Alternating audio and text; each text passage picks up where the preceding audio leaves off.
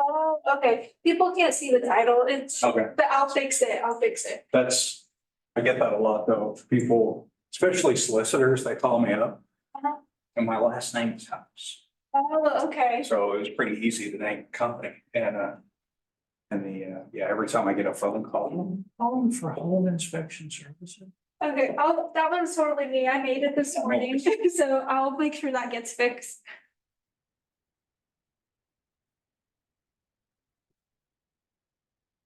We Keller, eh?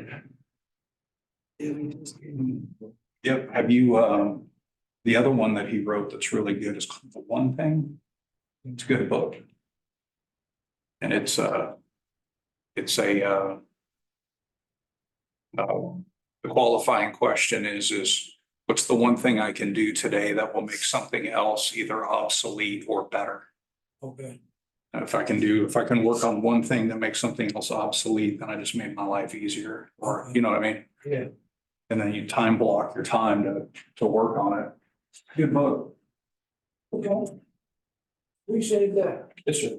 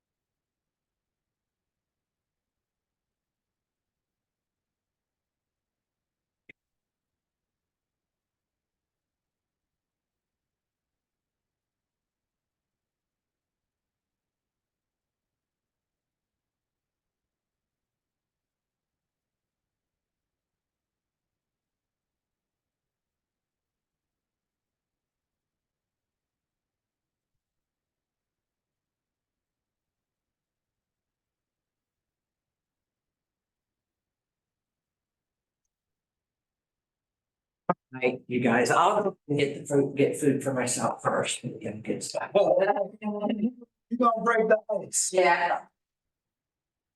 Why not? I'll follow you. Good.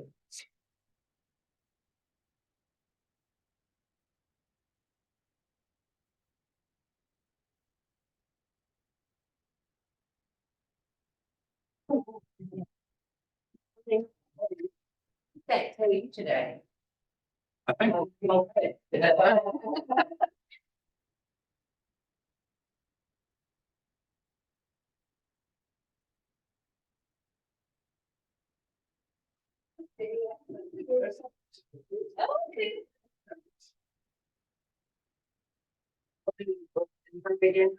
please.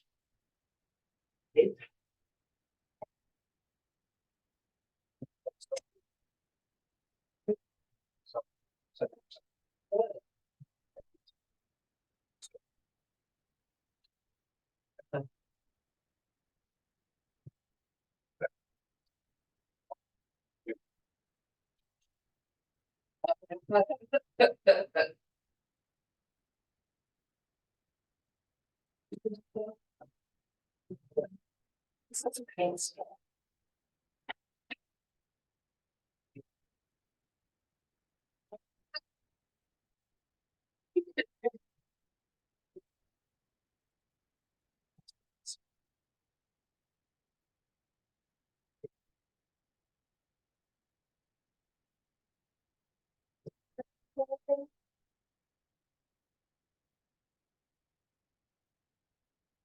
So anybody who's on the call, you know, you're eating because that device right there.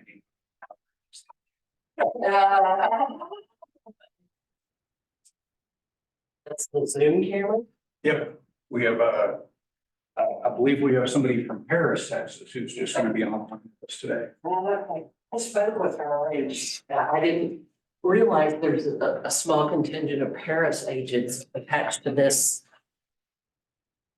brokerage here for I Williams. considered, upon renewal, considered doing just changing it to Yeah. being both, Yeah, especially as so much more text. yeah. If Trek would let you get credit, that would be great. I'm pretty sure I told her that. But she was thinking, well, maybe I'll get a couple other agents. I said, yeah, road trip and get supplies and everything for the year, you know. But Oh, absolutely. just, Yeah, well, unfortunately, as it is, online, it's not. yeah, Good morning. have her now. Teresa. Terry. Have you joined us before? No, I have not. Well, you don't have to sit all the way. You're going up, but we do have lunch. Well, you know what, there's ingenious. Yeah. And she's got her own TV. Yeah. Well, if you have anybody in the office today, any friends in the office, go round them up and get them in here, the more the merrier. They're missing out.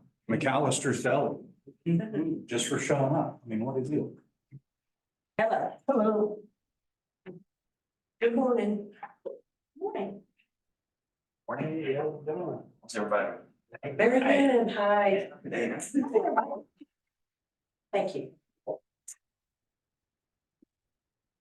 Yes. I'm trying to remember your last name. Mike. Brody. That's it. Okay. Kathy writes here. Did we talk on the phone recently? Was that? Did we talk on the phone? I don't think so. Bob Baker, maybe? Okay, yeah, I left a message for Bob. Okay. He usually. Yeah. Make sure we're doing it right. Okay, got a bit of information. Hey, thank you for doing this. Mike Brody, I'm the broker. Hey, Mike, see you.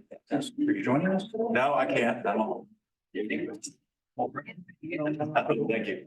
Little road. Food. Yeah, there's Bob, the man of the moment. There he is. How are you?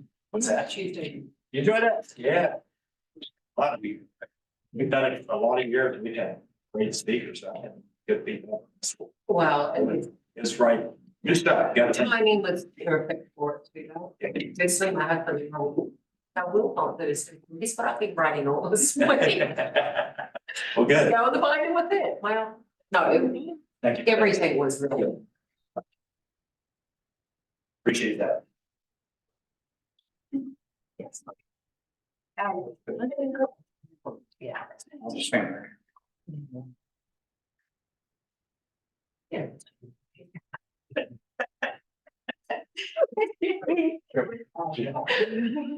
Yeah. Yeah, gosh, you're right. I'm probably one of the few people that knows. Yeah.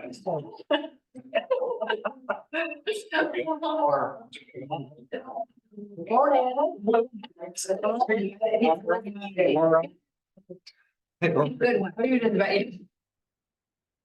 And Yeah. whatever it takes. Good morning. He was talking about that everybody's on Zoom. And then I'm like, oh, gosh. Almost seems like it's somewhere else in here. I mean, Yeah. Oh. What's new and exciting? 2024. Yeah. Yeah, mortgage rates are going down a little. Right? they say. Under 7. At least. That's right. Yeah. Good morning. And option periods are getting long. Yes, definitely. Good for you guys. Good for everybody. I mean, Sorry. it's not just the, it's not just the inspectors. Yeah. Gives you all I remember. your inspectors to, wow. Supposed to grow you know. Yeah. Yeah, I think it's. Something, Yeah. yeah. When I was teaching in preschool, we used to do those like trees in that spring Yeah. and in the classroom. That reminded me. Yeah. We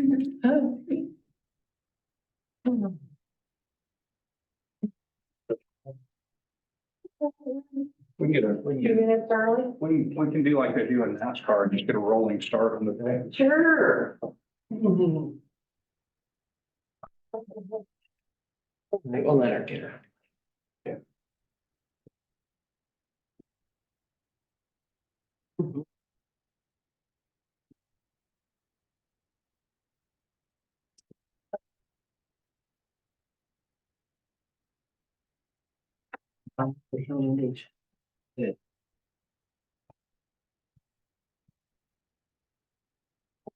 Taking the charge.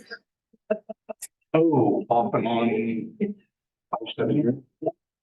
Ever playing in college? One of these idiots that just picked up a book of chords, you know, learn Mhm. we all, I feel like those. And off and on, Mhm. you know, just Picking up. just enough to not be good, you know. That's fine. Fiddle around Yeah. and, Good morning. all right, we're 2 for 2, all right. Yeah. 3 in there, where's that third one? I think they're off the line somewhere. Well, they're missing lunch. Yeah. Lunch is right here. Great price too. Save on gas, save on. Thank you. Thank you. I hit up a couple ladies in the restroom. It's cutting edge. Yeah, yeah. All right, we're gonna go ahead and get started. I'm just gonna introduce Greg. My name's Kathy Reisinger, and I've been a licensed realtor since 2006. And the first time Greg did an inspection for me was in 2008. I was with Coldwell Banker in the Flower Mound office for almost 15 years and used house inspection services so many times. And so when I wrapped up my active real estate career and was looking for something, you know, that I could physically do. I can't stand it up open front. And I ran into Greg, and so here I am. Some of the, I mean, if you've ever used them before, you'll know, but I want to make sure that you briefly, I know we're not here to sell anything, but briefly talk about how the report is laid out, you know, with the red or orange, yellow deficiencies, you know, markers and the way that you can draft your own amendment request from the report. You don't have to highlight, copy and paste and You can click off boxes in the report and then be appendix A, your amendment request. So, really cool stuff. Take it away. Is that it, Greg? I think so. Sometimes you'll talk to me or you'll get emails from me, you know what I mean, for office, but. First of all, thank you all for being here today. Nice little turnout. That's Kathy Reisinger. Yeah. My name's Greg House and we're House Inspection Services. And this is the ultra official state of Texas education sign-in log. Okay, so I'm going to get this going around the room. I think y'all have seen this before. So if you would just fill it out appropriately. 2 things I have to have on this. Number 1 is your printed name needs to be legible and your number needs to be legible. Signature, not so much. But those 2 I need to be able, because I do this online with the state and I'll have this uploaded probably tonight for you. But if I can't read your name or if I can't read your number, I am going to have a really difficult time in getting credited for you. So this is a 1 hour free CE class through Trek. So this will be going right to your license requirements, okay, for the 2-year window. Okay. So like I said, my name's Greg House. Thanks for letting us here. Yes, House is my actual name. I'm not making this up. I did not change my name. I would have picked something way more I've been a professional inspector since 2008. I've been a certified applicator with the Structural Pest Control Service since 2009. So basically a one-stop shop as far as home inspections go. So general inspection, termite report, foundation elevations, sewer scopes, pool inspections, crawl spaces, yes, seldom crawl spaces. And so forth. So, and I'm also a licensed education provider, which is today. Certified thermographer. Helps, founding member of our local trade association, InterNACHI member, et cetera, et cetera. So we've been, I think this is our third time visiting with you guys, but I do have 3 courses that we can run in rotation. I hope to see you all again sometime in the future, because we also do a infrared in the home inspection class. And we also do a realtor showings and open house safety course, which is geared towards mindset of being safe out there, because we all live out of our cars and we all live out of other people's homes, on throughout our business day. So goals for this meeting. This is y'all's meeting, okay? Open, fun meeting. If you have questions that pertain to our subject at the time, raise your hand. Just start talking, sound off. Okay, this is y'all's meeting, interactive, please. We're going to start off with some fun questions, kind of get the creative juices flowing a little bit. Then we're going to be diving into that relational aspect between seller, buyer, listing agent, fire agent, inspector, and all that little tornado that goes along in there. We'll be looking at the TREC 7-6 report form briefly. This is not a course on how to read the inspection report, but it will reference the report quite a bit as far as intent, language, and what the heck does this mean? There's a lot of times that I get questions about what does this mean? We'll be looking at some key definitions. One of them specifically be the departure clause, and we'll talk about that for a couple of minutes, because the departure clause is what allows an inspector to not do something. Okay, so we'll discuss that. We'll conclude with questions. So if you have that question that you've always wanted to ask an inspector, whether it has to do with this topic or not, but if you have that question, you'll have your shot at the end of the meeting, and I'll try to answer it as best I can. So why are we here? I'm just going to let this sink in for just a second. Well, why do we do what we do? Okay, so we've got revenue, make a living, income. Any other reasons why we do what we do? To help people, I mean, yeah. Help protect them. Right. So TREC's mantra is consumer advocacy, protecting the consumer. It's an underlying current in everything that TREC does is protect the consumer. My add-on to that is as a professional home inspection company, we really lay into the consumer protection, because we're the ones out there that are actually looking at this stuff and kind of telling you what it is. So, fun questions.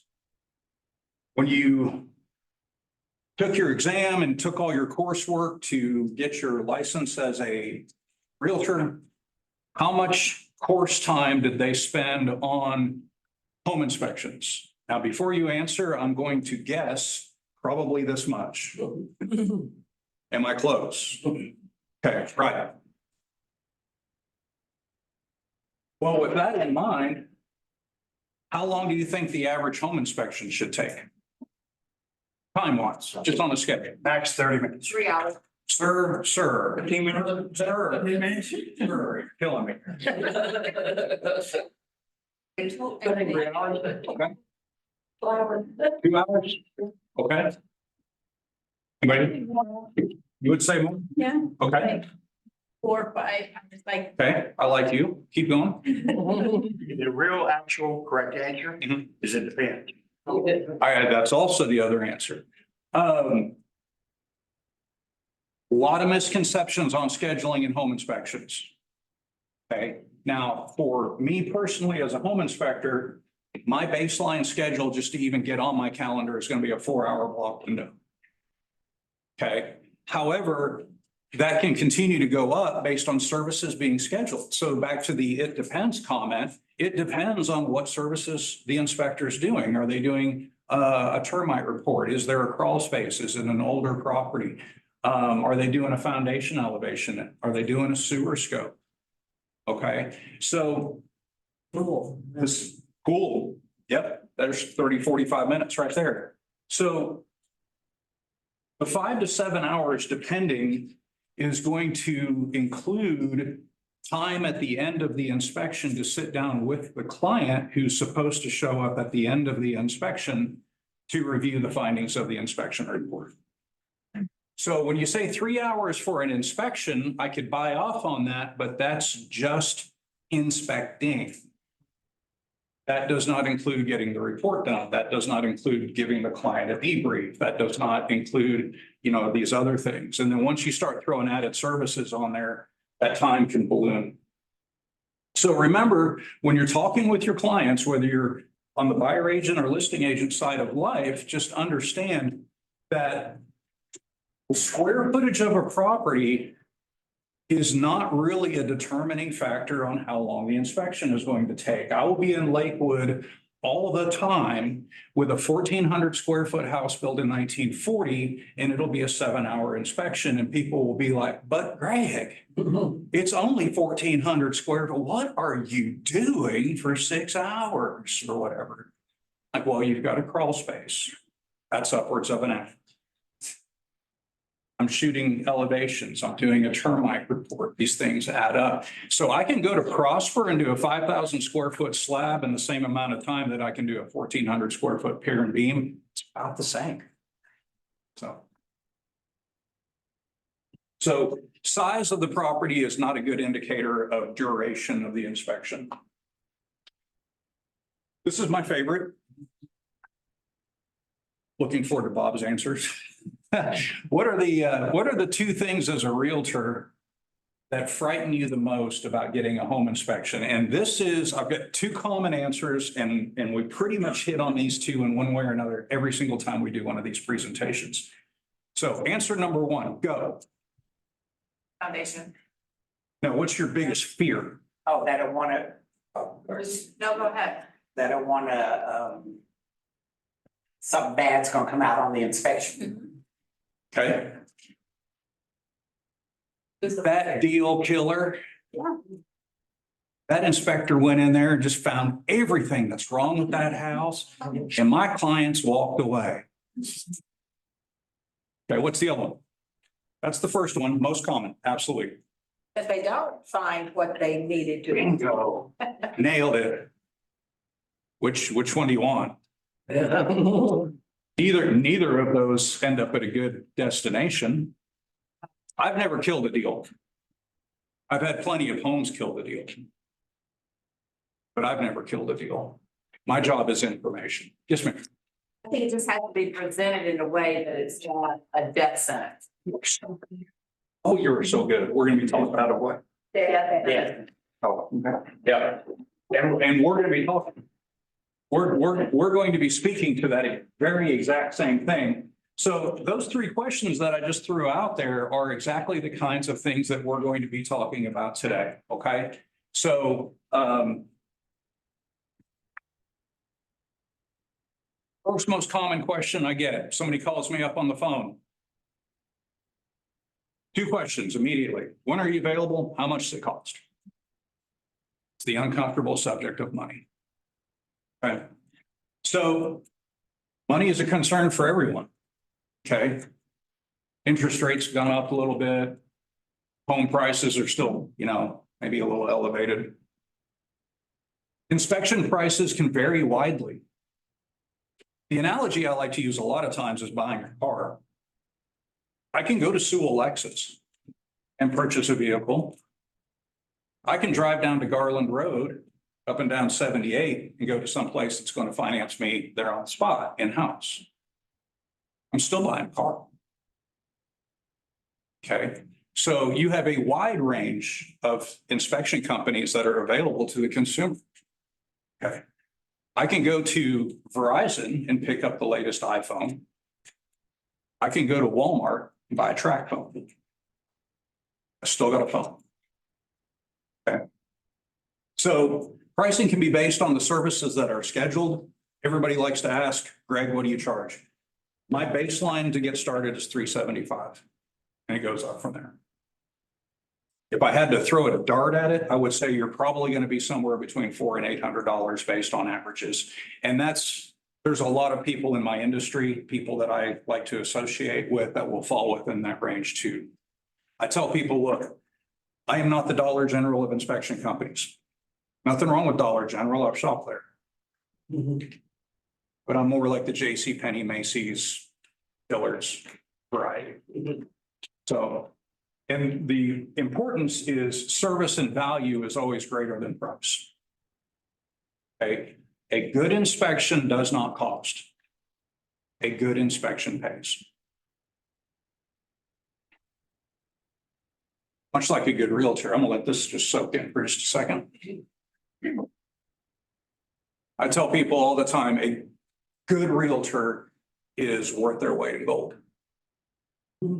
They will help you avoid more problems and get more things done for you in a timely fashion than you could ever figure out on your own. Anybody here read the book Who Not How? Yep. And I was noticing Mr. Keller's book here. The one thing is that's a good. Some quick business do's and don'ts for realtors. Just if you would, please keep this in the back of your mind. Do build relationships with your inspectors and inspectors plural. Okay, I would love to be on your list of inspectors. I make no bones about it. However, that being said, you owe it to yourself to have multiple inspectors, good inspectors, trusted inspectors, qualified inspectors. Okay. Schedules get affected, availability, maybe they are more familiar with a certain type of home. I do a lot of stuff down in Lakewood and Lake Highlands. I'm just very familiar with those old homes. Understand that we have a shared client. When the buyer of the home 6 months, it's always 6 weeks to 6 months after they close. It's just a magic window of when the phone rings and they call you up and they say, well, your inspector, ... No, they're my client too. We have a shared client and so does the appraiser. So anytime you have an issue, anytime something comes back, either get in touch with your inspector and a good inspector will then immediately call that client and begin to handle it as a business owner, good business owner, or have them call the inspector directly. So have open communications with the inspector. There's no sacred barrier between our industries. Y'all have this long overarching relationship with the client. Okay. Initial contact, showings, contracts, inspection, appraisal, closing, right? Well, like ships in the night, we kind of cross in one spot. Okay. So have the client contact the inspector directly if they have any questions. If they want to know what we do for a living, please have them contact us. Please do not quote the inspection price. A couple of times a year, I get a phone call from somebody, a client calls me up, wants to schedule an inspection. They said, well, I was told it would only be $300. I'm like, well, if you want a $300 inspection, those people are available to you. Just like the track phones and the token note car dealerships. So, and please do not explain the inspection services or processes or that sort of thing. Okay. Not trying to take away from anybody's value to their client, but I don't tell people what the realtor is going to do. Okay. So tracking the inspection report, and we're going to breeze through this kind of quickly because this is not a TREC 7-6 residential inspection report class. Okay, I'm not going to go through, the different boxes and those kinds of things. But one thing is, you know, we don't take a special class on making homes look bad. Okay, there's no 8-hour class at Trek for us to make things look as bad as possible. Okay, and just as mentioned earlier, it's all in the presentation and the explanation. Okay, it's just one of those things where some of these things we are required to report. We have to. It's in our standards of practice. Okay. So the current form, the current inspection report form was updated and went in February of 22. And then our legal ethics SOP updates were just last September is when they went live. So we have a new and updated legal ethics SOP, which we'll touch on a little bit here. Inspector committee in Austin routinely is reviewing these. They have just a continuous running cycle of review of the standards of practice and the report form. Most cases, it ends up being a clerical either language fix, or sometimes they'll move one thing from one section to the other. But the main thing is that the spirit and the intention of the home inspection have pretty much stayed the same for a long, long time. Track in advanced inspections. Texas Real Estate Commission has no guidelines on inspection processes that exceed the standards of practice. Okay. So the standards of practice is the minimum standards for your home inspection. Okay. So if I did just only what Trek said to do, the bare minimum standards, I would still legally be compliant with the Texas Real Estate Commission. But the analogy I give you on this is that I've also just scored a 70 on the exam. I've completed the minimum standards. So it is a baseline that is in place to, again, with the consumer in mind, to assure that everybody who's a licensed inspector is at least meeting a baseline standard. Make sense? Okay. But when we get into advanced inspections, infrared, shooting foundation elevations, sewer scopes, okay, all of these types of value-added inspection services, Trek says two things. They say, number one, we're not going to tell you how to do those inspections. Trek has no guidelines on how to use an infrared camera. They have no guidelines on how to do foundation elevations and use a zip level. They just don't. That's not the business they're in. However, what they do say is that the inspector must possess the competency required. So that is literally that phrase right there, must possess competency required to do so, is written into the standards of practice. So if an inspector is in the business and they're adding these value, services to their inspections, they must be able to show some level of competency to do this. Well, how do you get competency to do something? You go take classes. You go get certifications. You go get training. You repeat that training. So every 2 years, I go back and I renew all my engineering classes. I go take foundation classes from engineers and perch back on that 2-year window of repeating courses. But I go and I've been doing this for a long time, but I still repeat those same courses over and over again. Same thing with sewer scopes. Okay. So, and infrared, you can go to Monroe Infrared and actually get certified through their training services as a thermographer. So if an inspector decides that they want to do value add services, they have to have something to back them up to say that they are qualified to do so.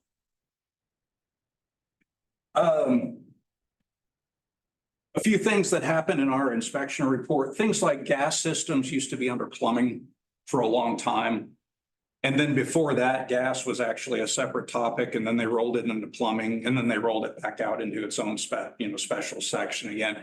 So those are just some examples of some of the changes that they make on the forms. Just for your own information, if somebody's talking about the gas system of the home, they're talking about from the shutoff valve at the appliance, okay, back to the gas meter. Does that make sense? So When I've got this gas leak going on at this tankless water heater, the gas system begins from that shutoff valve right there down into the wall, back out to the meter. Okay? Where the gas leak itself is actually at the water heater. So there's just some clerical things and some designation things that we have to be conscious of when we're putting a report together. The other thing they added on our last update, and I'm glad they did this, is they actually designated what's considered an acceptable cooling temperature from ACs. They used to not designate what it was. It was just kind of willy-nilly. Most, 14 to 20, 12 to 18. It's just different. It's just kind of all over the board. And so they finally came back and said, look, if we have a differential between 15 and 22, that's going to be considered acceptable. And then they say track references using recognized or industry standard methods. So you got to be able to justify how you got that temperature. So, Frank, would you go back to the 15 to 22 and give it a little bit more? yes, y'all know what temperature differentials are on an AC. Have you heard that term before?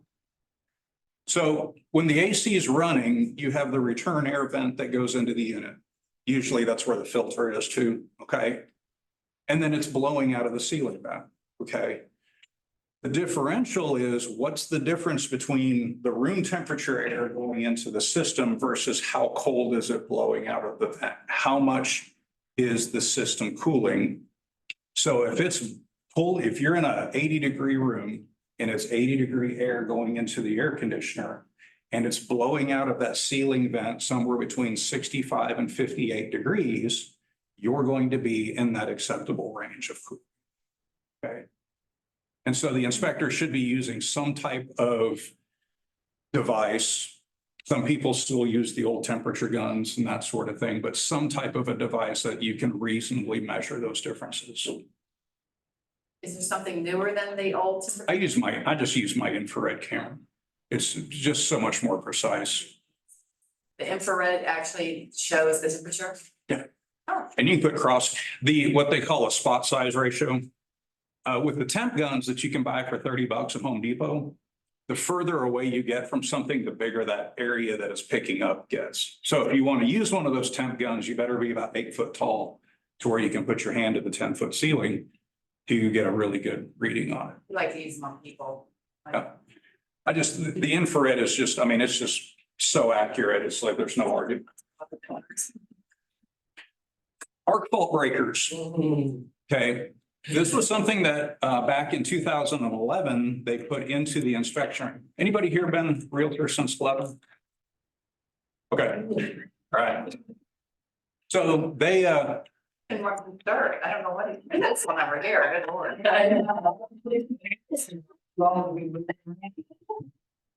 So the arc fault breakers came into the scene around 2002 in the electric codes, okay? By 2011, Trek added it to the inspection report saying that if you're missing arc faults, we had to list it as a deficiency. And it freaked everybody out because nobody knew what arc faults were. So after a couple of years of that and so much negative feedback down to Austin in 15, I believe it was, they took it back out and said, okay, you don't have to call that as a deficiency. Well, our latest update said that we're back to, it's been 20 years since they were introduced into the, so it's time for them to be there. And I'm going to give you some good language here because this will be in every inspection report. This is one of these topics that we are required to report. Okay. This is the comment, and that's a lot of words, I know. The highlighted one is what I want to point to. This variance may be by original design and construction of the property or by standards and requirements at the time of the panel installation. So when we walk into, let's see, we're in Plano. So if we go one block over and we're in 1970s Plano, okay. Or let's go into Canyon Creek for crying out loud. That's a lot of fun up there. You may have that original Zinsco panel in there. And it's just not going to be anywhere close to being to today's standards. Okay, so there's the big question of what were they doing then versus now. And we'll talk more about that in a bit. But arc fault breakers is newer technology that you'll see on newer construction. And the analogy I use is old cars don't have airbags in them. Doesn't mean anybody's going to install airbags. But I'm required to put in my report that this don't have any airbags in them, okay? Same thing with GFCI protection. In 2020, there was a gigantic National Electric Code update, and Trek followed suit, which GFCIs are a little easier to address, but it's all exterior, all garage, all kitchen countertops, all utility room, crawl space, dishwasher disposal, the 250 volt for the dryer. All of those are required to be GFCI'd by current standards. You know how many of those homes hit that? Not a lot. Newer construction will. So when you go to your new construction home up in Melissa and the builder put the round dryer plug in the garage because for a future electric vehicle port, right? That's probably not going to be GFCI protected. My rules from the state of Texas in Austin with the real estate commission say all garage. We're required to put it in our report. That's why they created these. These are GFCI breakers that they can put in for. This is what they do for dryer plugs now on newer construction. Okay, let's talk about listings. Shift gears for just a minute. If you're working as a listing agent, got a home on the market and got a buyer on the hook, man, all right? What do you tell your client, the seller, in order to prep their home for the inspection? Like logistically, like remove things away from the panel in the garage, make sure the attic is that what you, okay, yeah, make sure it's attic accessibility. Yeah, they can get to the air conditioner if it's in the attic, water heater. That You're awesome. I like you. It's been around for a while. Show up. I can almost guarantee you, maybe not you specifically, I can guarantee you there's a lot of people out there that know that because of all the things that got excluded from an inspection because they couldn't get to it. Okay? So if you're working on the listing side of life, especially with your vacant homes, oh, dear sweet Lord, please. This is a no. No, just no. Water meters turned off with a padlock. These are my pictures. These are from play properties I've gone to. You show up, unlock the front door, super key, all that, get in there. Okay, well, I've got electricity. Okay, and it's warm in the house. Okay, like right now. Okay, so I've got some warmth. Okay, so I'm taking for granted gas and electric's on because the lights are on. Okay, and you go over and hit the sink and all of your water systems are now completely excluded from the inspection report. And the city is angry with you because the city came out and put a padlock on your water meter because you haven't paid, not you, the owner hasn't paid the water bill. Somebody knew about it because they send reminders. No, just no, no. This is an actual inspection. I get to the property, take a quick walk outside. I just want to, okay, what am I up against? Just a quick cruise of the property real fast before I really get into it. Gas meter's laying on the ground. There's the pressure gauge. All of your gas systems for the property just now got excluded from the report. Furnace, water heater, cooktop, fireplace. Can't be, I can look at them. Yes, there's your furnace. Sure is. Performance, no idea.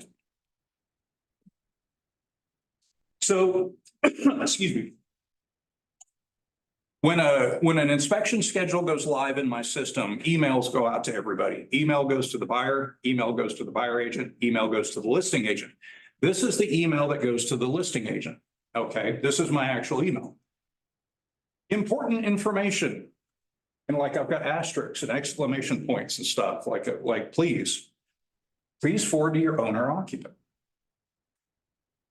Utilities, please make sure the utilities are on. Clear property access. Got to get to where I got to get to be able to reasonably do my job. Crawl space, if you have a crawl space, I'm not there to start emptying your closet. Okay, now if I have some clothes on if they're hanging on the rod, I will, as professionally as possible, lay them on the bed, because you're getting in and out of a crawl space. It's kind of yucky. Okay, I don't want to be bumping up against your stuff, but empty the closet out. Okay. Had a washer and dryer on a crawl space hatch once. I could see it. I could see the cutout in the floor, and I could see the corner of it right between the washer and the dryer. Okay. Called up the listing agent. Listing agent says, "We'll just move the washer and dryer." No, I'm not scratching your wood floors, your washer. It's no. Here's one that most people don't know is going to happen, so they immediately start vacuuming floors, is buyer attendance. The buyer has been advised to meet me for the last 45 minutes of the inspection and to review. Okay. And if the homeowner's home, when I arrive to do the inspection, I will give them an, "Oh, by the way," comment and just say, "Just want to let you know, the buyers and the buyer's agent usually meet me at the end of the inspection, just in full disclosure." Did you get your email? No. Pets at the property. We, 2.5 years ago, one of our members of our trade association here locally in Dallas was attacked by a pit bull in a backyard. Almost lost a foot. Pets are a thing.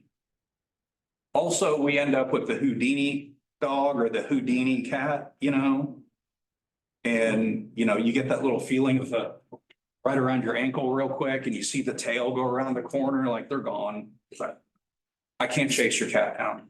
I mean, I'm not trying to be inconsiderate. The point is that our job is in, out, on, through, under, around, and between your home. Okay. Exterior, please make sure that the property has unlocked gates. If you're the listing agent, you want to limit my travel in and out of the house, and I want you to limit my travel in and out of the house. If the gates are unlocked, I can circle the property. So when I'm testing the sprinkler system and my boots are getting wet and maybe a little muddy, and the gates are locked, I have to go to your front door, walk to the back patio, put them back on, and then, oh, the zone just quit. So I got to go back to the panel. We want to just limit the amount of in and out traffic on your home. I'm really, in all honesty, I'm trying to be as conscientious of your property as I am trying to be efficient in getting my job done. Okay. I don't want to be the guy to track mud in your house. I carry a lot of towels too. So especially when dishwashers are leaking and stuff like that. And then equipment operation. Per Trek standards, we're going to operate equipment in normal modes. They use that word, normal. So I'm going to put your dishwasher on normal. I'm going to test the broiler, and then I'm going to put the oven on 350 because that's normal. Okay, follow what I'm saying? If you know in advance that something does not work properly, please notify the inspector. Okay, because the inspector is going to go in with the intention of running all of this equipment. But if that dishwasher backwash suddenly starts flooding the floor just because we turned it on, we are not going to be held liable for doing our job. And somebody knew that that was happening anyways. Okay. Showed up for an inspection one time. The homeowner met me at the door, said, "You're going to love the dishwasher. I just replaced it." He just replaced it. Oh, wow. It went into drain cycle and the water just started coming across the dish.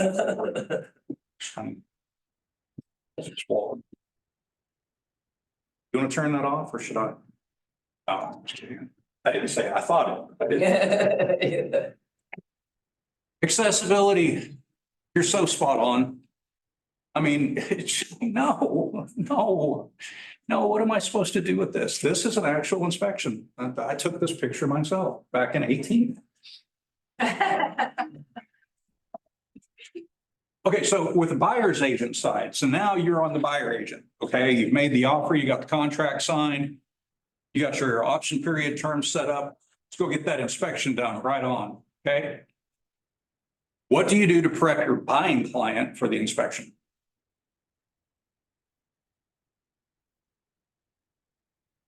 You let them know that to expect a lot of things on the report, some may be serious, some may not, you'll explain that to them, then we'll work through the details.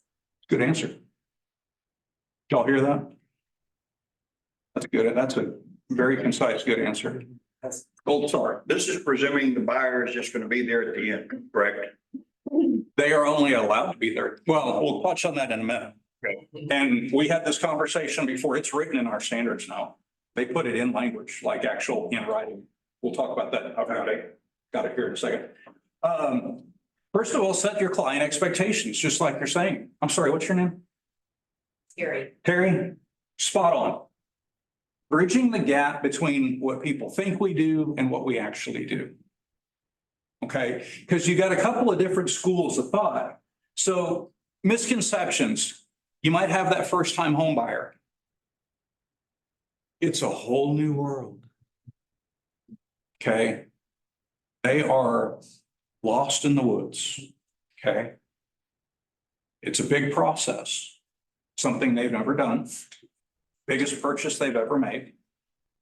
They're scraping everything they can get together to make this happen, trying to get the best home they can. And they're usually scared to death. Nervous, at least. Okay. You have one school of thought, well, that will sit there and say, well, that inspector, I expect that inspector to get in there, take everything apart and find everything that's wrong with that house. Okay.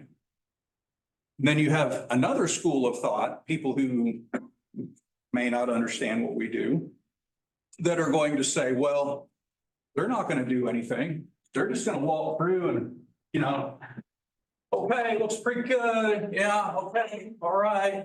Where's my $400? Okay. And neither of those are accurate. Okay. So some good analogies. I use these with my clients all the time. Feel free to steal these. They're yours, my gift to you. Okay. As an inspector, I'm here to give the home a really good physical. I am not the surgeon. Okay. When you go see your doctor, because, you know, I don't know, I hurt my knee, whatever. They're going to do an initial exam on you. And then if they find issues, they're going to send you to a specialist. Same process. I'm going to go through the systems and components of the property as a general inspector, because I'm a generalist. And if I hit that tipping point to where I feel like something really needs to be looked at by a specialist, my report will say so. Okay. I'm not allowed to damage a property. People really don't dig it when you show up to their house and start tearing things up. They just don't like it. Okay. So I'm not going to rip it apart and try and put it back together again. We are not allowed to disassemble. The standards of practice from TREC say that we will open panels designed to be open for visual inspection. I will take the cover off of the furnace. Do it every day. However, I am not an HVAC technician.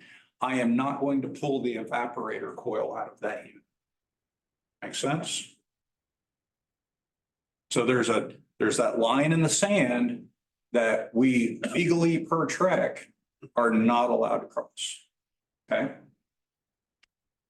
And then my one that I use all the time, like daily, is TREC requires me to look at every property as if it were magically built this morning. Sometimes I'll do that. Magically built this morning. Okay. My clients are fun and they're in a good mood. It wasn't. Okay.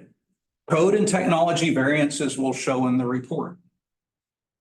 Even though It's correct for when it was built. You don't have as many GFCI outlets in your property because it was built in 1990. Some of these can be updated pretty easily. Some of them, it's just really not cost effective to do so. Okay, so again, old cars don't have airbags in them. So if you start using some relatable type analogies like that when you're talking with your buyers, that will help get them into a good mindset of kind of what's going to be happening. There's also big misconceptions about inspections on the part of other trades. Okay, because what can happen is the trades can show up to the property and not have a working understanding of what the inspector is or is not allowed to do. In many cases, they don't know that we're licensed by the state. They have no idea that we have a standards of practice. They have no idea what it says. Okay. And so if you've been around long enough, Terry's probably heard this. It's the comment from somebody that says, well, your inspector should have caught that. Now, in some cases, maybe yes. In other cases, maybe no. If there is a discrepancy there somewhere, get in contact with the inspector. A good inspector is going to be able to answer that question. And quite honestly, nobody's perfect. I have made plenty of mistakes over 15 years and 4,500 inspections. I want to be the first person in line to correct it. Okay. That being said, the tradesperson who's there, I'm not licensed in their profession and they are not licensed in mine. Okay. So there has to be some type of a professional respect there. That if there's a question, please directly to the inspector that did the inspection and see if you can get to the bottom of it. Okay. Does that make sense? I've lost friends over this. My wife has a lifelong friend, one of her best friends, and they won't use me for their inspections. Because the plumber came out and did a pressure test on their gas system, found a gas leak. Well, your inspector should have caught that. Pressure tests can only be done by licensed professional plumbers. And you have to have written permission from the seller to even do that in the first place. And I don't even own that equipment to do it because I'm not a licensed plumber.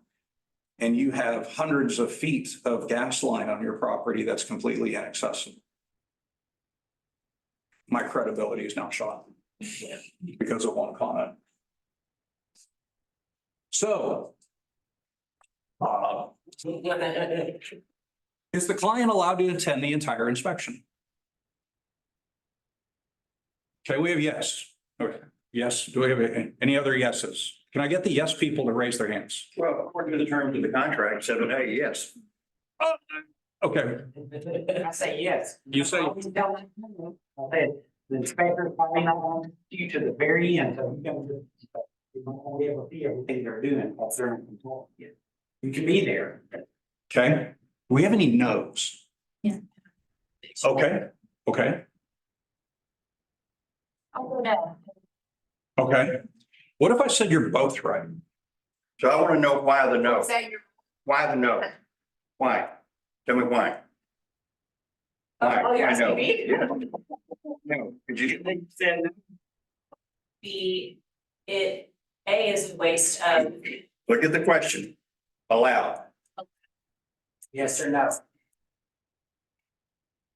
I guess, It's every conversation should allow. If the client is a buyer, maybe alone.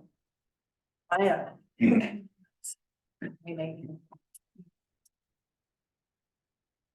I agree with the part that like the last 10 minutes or 15 minutes. Yeah, 30 to 40. Yeah. A good review would be 30 to 40. And that's should, yeah. Yeah. but not the allow. Okay, may I dive deeper?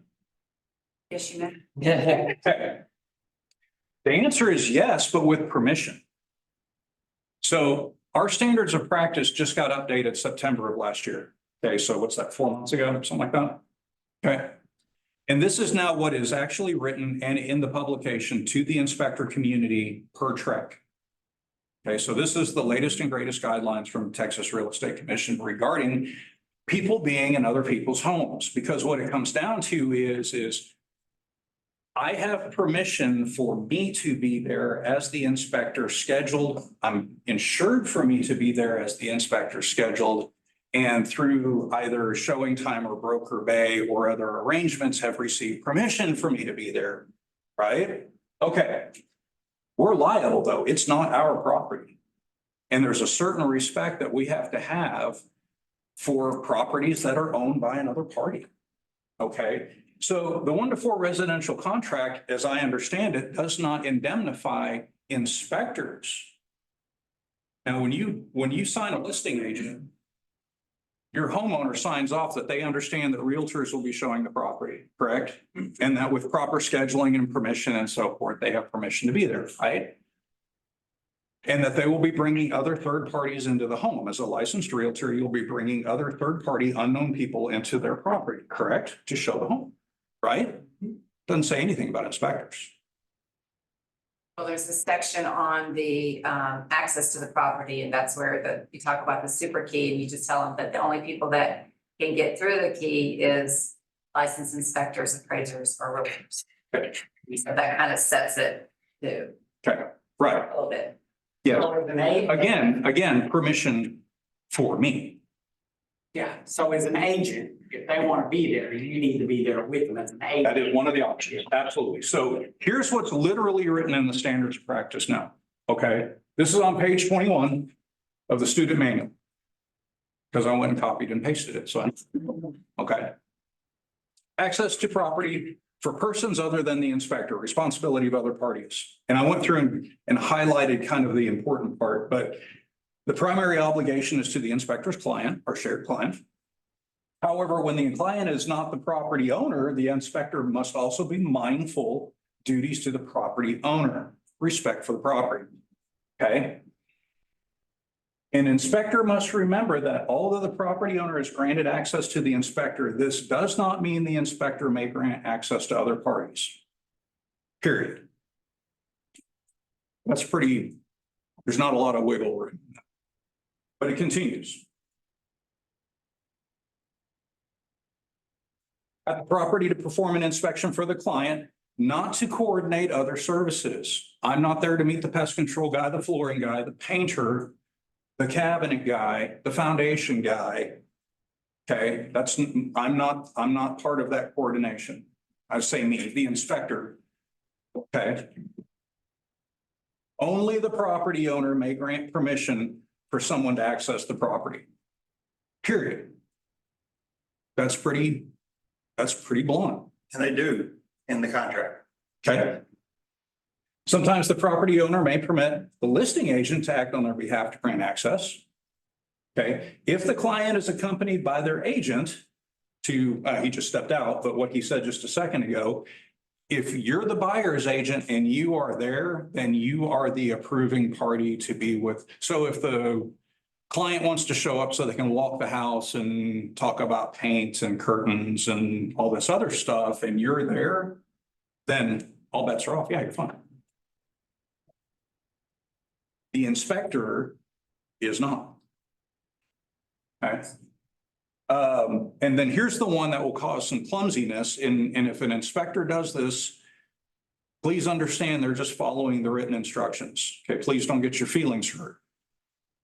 If the client is accompanied by their agent and would like to stay in the property after the inspection's been completed, I'm leaving. Okay. The inspector should return the key to the lockbox and have the agent use their Supra to retrieve it to show transference of responsibility for the key. Because that's an electronic thumbprint, basically. Make sense? Okay. So this is very new. This is still kind of getting disseminated into the inspector community. Like I said, this is September that this actually got published. But this is what's written into the standards of practice for inspectors right now. Okay. So what that comes down to say is, and I explain this to clients all the time, is that this isn't my house.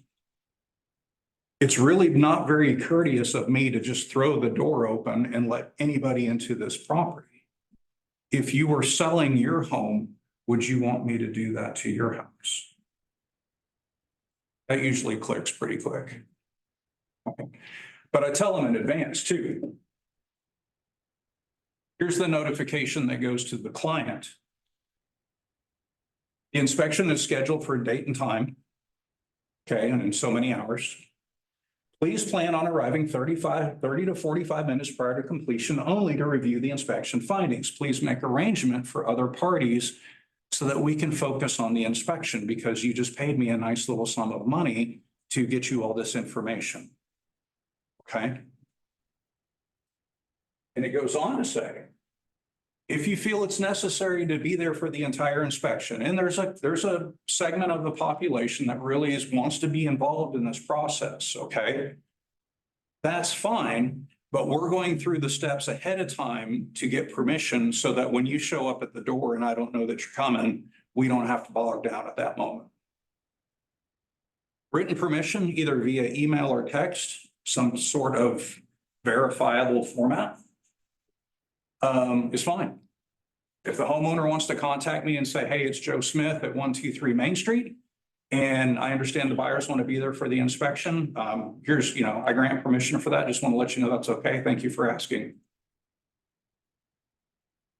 We're in it. Let's go. Now, I still agree with wait till the end. I still agree. I think it was you that said it. Wait till the end. Because interruptions breed mistakes. And your inspector's working very diligently to get through a number of things. So, I've done it both ways as far as inspections go. If the person shows up and then they find out the inspection is scheduled for about 5 hours, they usually are like, well, there's a Starbucks down the street, or I'm gonna go get some lunch or, and come back. I have had people sit there and turn on the homeowner's TV and start watching TV.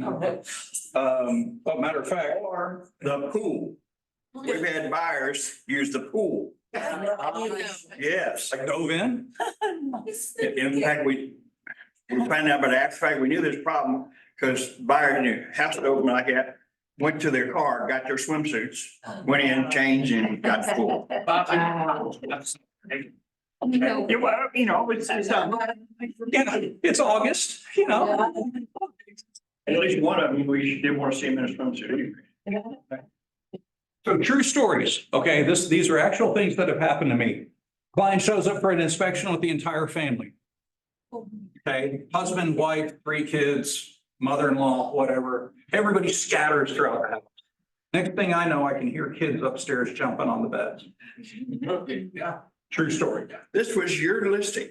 You had a listing in which the buyers showed up for the inspection, and it wasn't just the buyers, it was their whole friggin' family. Mhm. And the sellers had come home early and saw the buyer's kids playing with the seller's kids' toys and just went ballistic. It blew off the listing.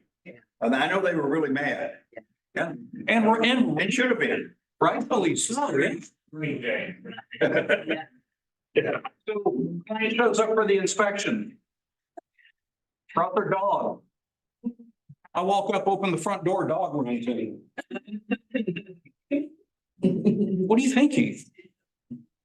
Client shows up, this is my favorite, this cracked me up. At the time, but it was funny. I pull up, start the inspection, car pulls up, I get out, she gets out, we look at each other like, hey. She's the buyer. Like, okay, well, I already know I gotta make phone calls now. She grabs a hamper full of clothes out of the back of her car and starts walking to the front door. What are you doing? Well, the sellers are leaving the washer and dryer for me, and I just want to make sure they work. True story, absolute true story. Client questions that have no answers. We get into the review. How long will it last? If I could answer these questions, my Lord, would I be rich? How long is your car going to last? Take care of it, maintenance, use it the way it's designed, probably a long time. What will it cost to fix? This is the great unknown because people can get in there to do service on something and find problems. So when the specialist gets in there, when the surgeon gets in there and starts looking at it, gets deeper into the equipment than I'm allowed to go, they can discover things that were not apparent to me.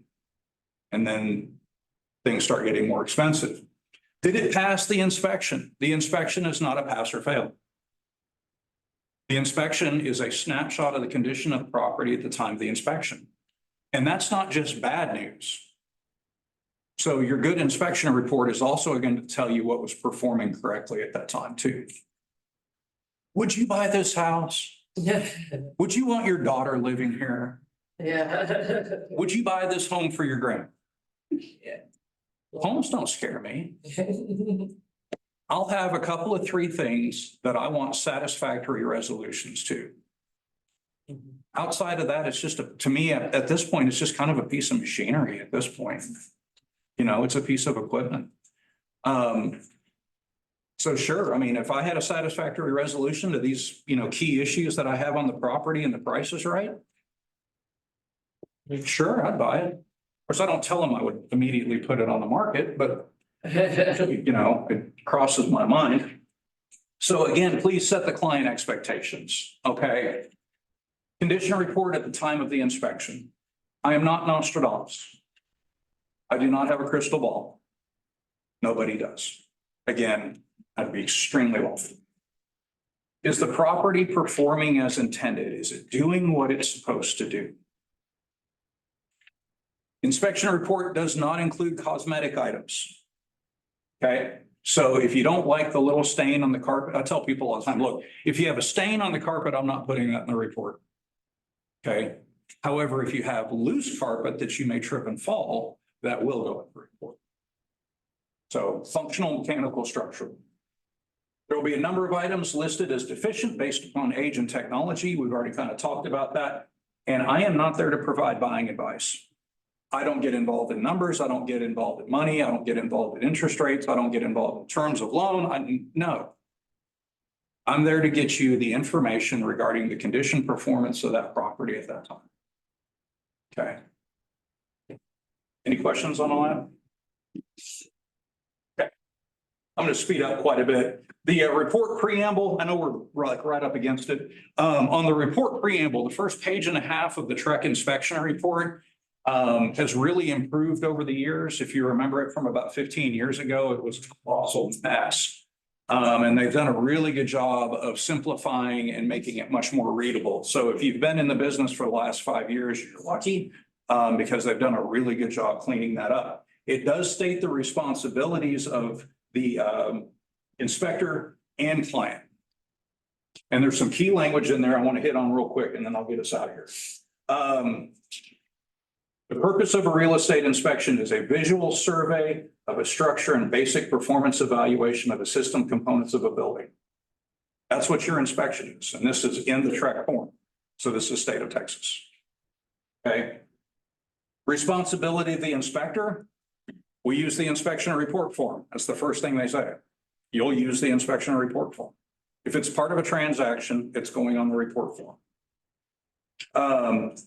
Components that are present, visible, accessible. Back to Terry's comment from earlier, got to be able to get to it. Indicate what was inspected. So you got there, what did you inspect? And then if you have something that's deficient, you check the D box, the dreaded D box. And then you have to explain why you checked. Okay. The inspector is not required to identify all potential hazards. I'm gonna do my best, but again, I don't know what is going to happen on this property after we lock the front door and leave. We don't turn on utilities. We don't turn on decommissioned equipment. Okay. We don't climb over your product to your home. I'm not going to move your sofa. I'm not going to lift the bed.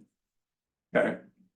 The minute you knock over a lamp and you pick it up and it says Big Lots on the bottom of it, that lamp is a family heirloom. It's been handed down for generations. You know, this was my grandmother's lamp. It was her favorite.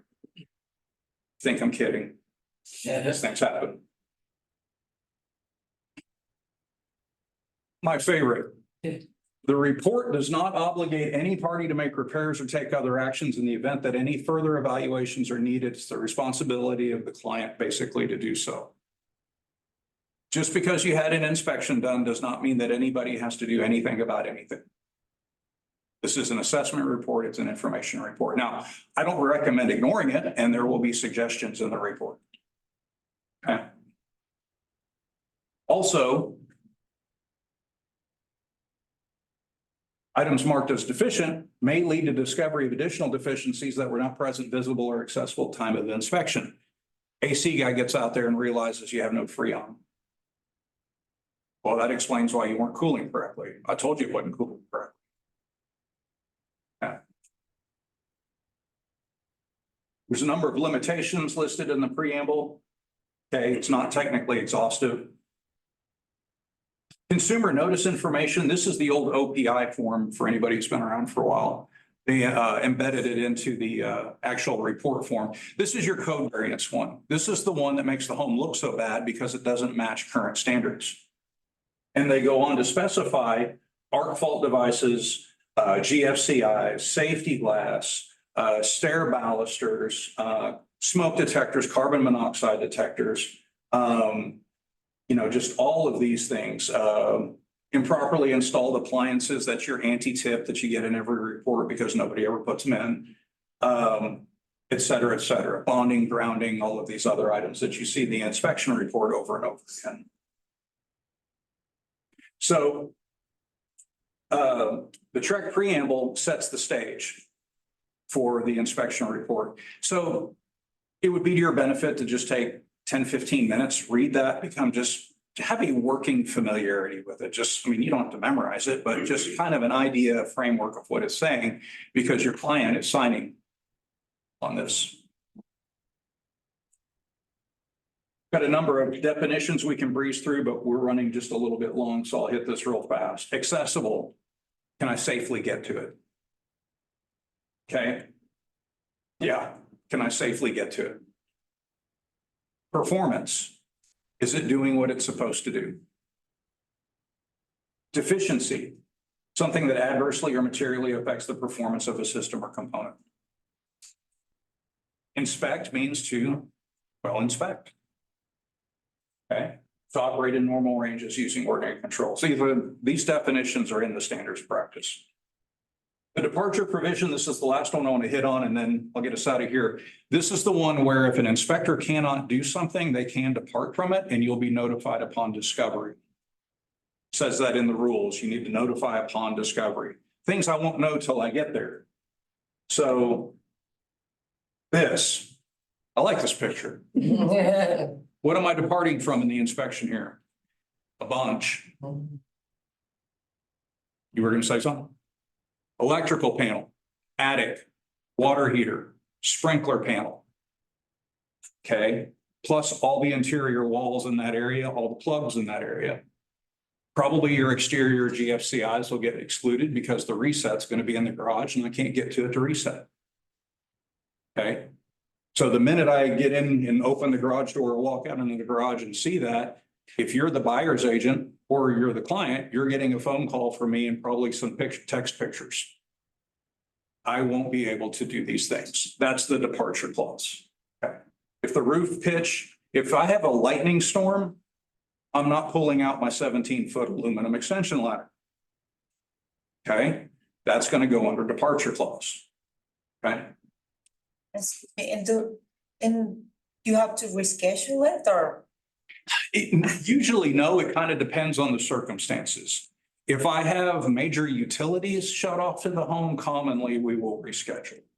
If the water and the gas is turned off to the home, it's kind of pointless for me to try and do my inspection. I can. Now, if it's just, you can't get to one thing, usually the value of me doing the bulk of the inspection that day, it's more valuable while I'm there. And then if I need to make a repeat visit, that can be scheduled. Yeah. That also gives you, as the buyer's agent, the added time to respond to anything I find when I make the initial inspection. So you're ahead of the game. So, parting thoughts, law of abundance. I absolutely agree with this. If we all show up and do our jobs well and professionally and play nice in the sandbox, so we can't help but be successful. We will all do well. Rising tide raises all ships. We do have a shared client, okay, and we have the opportunity to work together for that client's benefit in a very unique way at a very pivotal time. Pivotal. That was a snickler. Oh, that's cool. And a good inspection report is uniquely useful. There's no other industry like what we do, where you can get the breadth of information on one visit. And if you were to pick up the phone and call the roofer, call the foundation, call the HVAC, call the plumber, call the electrician, call the sprinkler guy, and all of those systems, I mean, there's just really nothing like what we do. So, okay, if you have that question, hit me with it. Anybody got an inspection question? Yes, sir. So when you do the inspection for your client, typically the buyer, but could be the seller. Mhm. But let's say you do it for the buyer. Mhm. And the buyer takes a report and has certain repair requests, and they send the report over to the seller through the listing agent. Mhm. Does the seller now have the ability to do whatever he wants to with the report? This buyer goes away and you got another buyer coming in, can that seller now have control over that inspection report? Few answers. There is the disclosure clause where if you've had an inspection done on the property, it's what, 4-year window, 5-year window, 4-year? You're required to release that information. Not under the law, but just under that So, particular seller disclosure. yeah, Okay. So that's one caveat there. However, the inspection report is only written for the exclusive use of the person that is on the inspection. It's their property. So if Kathy Reisinger hires me to do an inspection report and she then has that forwarded to the seller and then Kathy drops out of the transaction, that inspection report now cannot legally be used for negotiating purposes. However, it can be released to the next buyer because of the disclosure. What do you mean it can't be used for negotiation purposes? What does that mean? Well, I guess you could use it for negotiating, but if I mean, one, you got disclosure, seller now has new information. it's her report, she's no longer buying the house. Yeah. But I mean, in the norm of the business, that's what we do with inspection reports. Our uses it, gets to the seller. And then, seller uses that information, buyer and seller negotiating the deal. Mhm. And our challenge is when that person goes away Mhm. and if the seller has an inspection report. Mhm. I don't like that to happen. Correct. Most don't. Yeah, yeah, they've got that, and then I have information. Our challenge is, so what's the typical length of inspection report? 40, 60, how many pages? 80? Yeah. So. A picture. You present this inspection for a seller, you say, now you've got to update your disclosure. He says, you mean I've got to go through this 80-page report and figure out what everything is? And we say, you know what, why don't we just say to the next buyer, here's the inspection report. Here's the information. It said earlier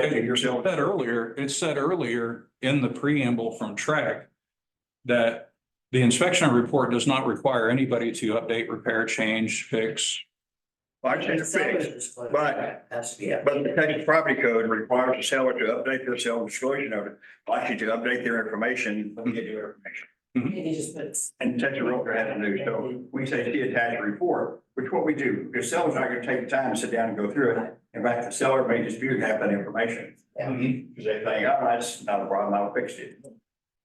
So we do have the norm, and in the classes, I have the question from the agency, well, wait a minute. The inspector is telling me that this is proprietary information and only the buyer can do anything with it. And in fact, they're not even allowed to send it to somebody else, which that's what we do in the business. The buyer is going to send it over and the seller's going to deal with it. And I just want to make sure that legally, there's not something in the inspection report that prevents the buyer from doing that. Not to my knowledge, but the language in the report says is that this report is prepared exclusively for the person named on the report. Okay, and I understand that. That's good. But if I bought it, I can give it to everybody here on my own house, right? Because I own the report. Yeah, sure. Yeah. Yeah, and depends on what's going on. We say, you know what, we don't want it. We given nothing to. Oh, I always say that as listing, do not, I call them before. And then they send it anyway. And then I. So, Right. They live in Oklahoma. so on my website, I've got sample reports. I'm trying to get this to pull up real quick for you. One of the things that my software does is allows you to create your own repair addendum. straight from the report. So if you have a list of things that you want to request, so this is the sample report on my website. Scoreboard here at the top, blue is minor, moderate, and then significant deficiencies. So this home was maybe a little on the rougher side because it's got a number of significant deficiencies. However, if you go up to report tools up here at the top right corner, drop that down and go to repair request builder, click on that. This document goes live and you can now go through. You would change the name, it's a little blurry, but you would change the name up here to whatever the address is, repair addendum, or whatever you want to name this. You're creating your own PDF out of the report based on the items you select. So let's say, it's fine, I'll get one here. Separated a vent stack in the attic. So if I click on that, it's going to ask you, do we want to apply a value to it, or do I want to put instructions, have evaluated by qualified roofer, or whatever you want to think? Okay, or if it's a fogged window and you want to ask for $150, whatever you're doing, okay? You go through, you select the ones you want, put your instructions or the dollar value that you're assigning to it, or both, whatever you want to do, you can customize it. And then when you save this as a PDF, that's now your attachment A on your repair addendum report. No more copy and paste. And it grabs my language and the photos from the inspection and puts it in the repair addendum. See exactly. Yeah. Right, and it has, in many cases, this is a pretty brief explanation here, but stuff like GFCIs and arc faults and that sort of stuff, the explanations can be pretty long. But it grabs all my language from the report plus the location and all of that, and you don't have to do that. You know, so most agents that I know don't want to send, especially sellers agents, they don't want the report, right? And rightfully so. And most buyers agents don't want to send the whole report because it's kind of thing to do.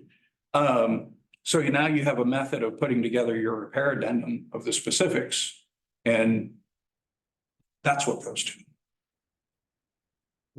All right, thank you. Yeah. So Thank you very much. thank you all very much. Sign up. Sign up sheet. Okay. Can anybody not get signed in? Tell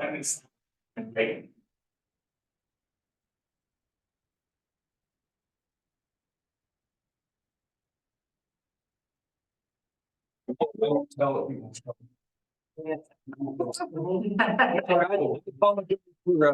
I apologize for running over a little.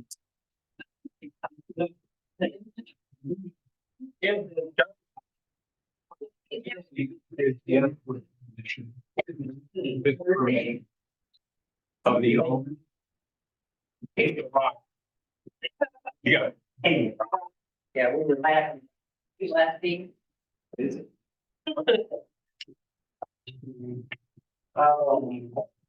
Nice. Yeah, me too. Yes. You go. Yes. Bob. Well. That's why. 0-1.